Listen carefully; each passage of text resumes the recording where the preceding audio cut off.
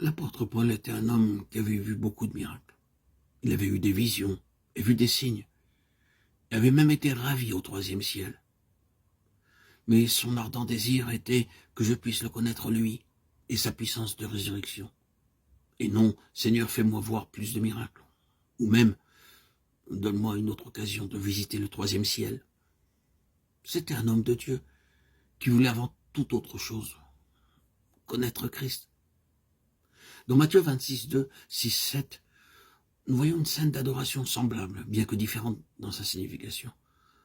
Vous savez que la Pâque a lieu dans 2 jours et que le Fils de l'homme sera livré pour être crucifié.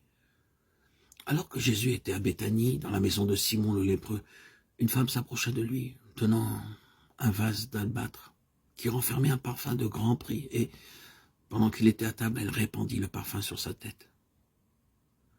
Lorsque Marie l'adora précédemment, elle avait auparavant oint ses pieds. C'était 6 jours pleins avant la Pâque. Mais là, c'est seulement 2 jours avant la Pâque.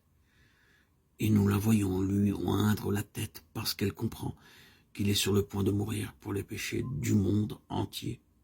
Puis, vous trouvez la femme allant très tôt le matin au sépulcre pour oindre le corps du Seigneur Jésus-Christ. Cet acte de respect symbolisait leur foi dans son triomphe sur la mort et la nouvelle création qu'il voulait manifester, afin que la pleine gloire de Dieu puisse être pleinement vue dans les jours à venir. Maintenant, regardons finalement à une vision plus glorieuse qui nous est décrite dans Apocalypse 5, 11 à 14. C'est l'église glorieuse du Seigneur Jésus-Christ, avec la multitude des anges, tous unis pour l'adorer. Et leur nombre était des myriades de myriades et des milliers de milliers.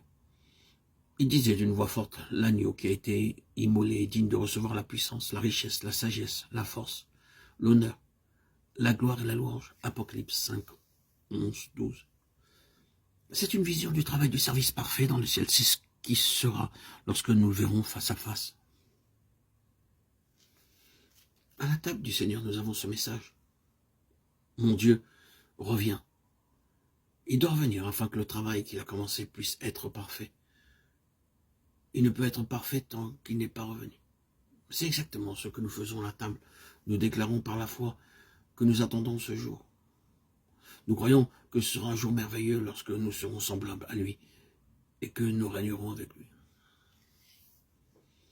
Dans son corps brisé et dans son sang versé, je vois ce qui a été fait pour me rendre semblable à lui. En moi-même, je ne vois rien que de l'iniquité, mais en lui, je vois la perfection. Dans Ephésiens 3,18, j'aimerais que vous remarquiez l'importance qu'il y a d'être ensemble. Son amour et son plan ne pourront jamais être compris par nous-mêmes. Nous avons besoin du secours de tous les saints. Que vous puissiez comprendre avec tous les saints quelle est la largeur, la longueur, la profondeur et la hauteur, et connaître l'amour de Christ qui surpasse toute connaissance, en sorte que vous soyez remplis jusqu'à la toute plénitude de Dieu. Il y a là un grand mystère.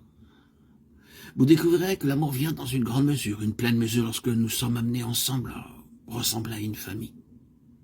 Dans cette famille, il n'y a pas de barrière entre les juifs et les gentils.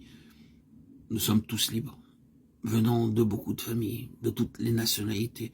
Nous sommes tous un, participant tous au même Seigneur. Alors, adorons-le.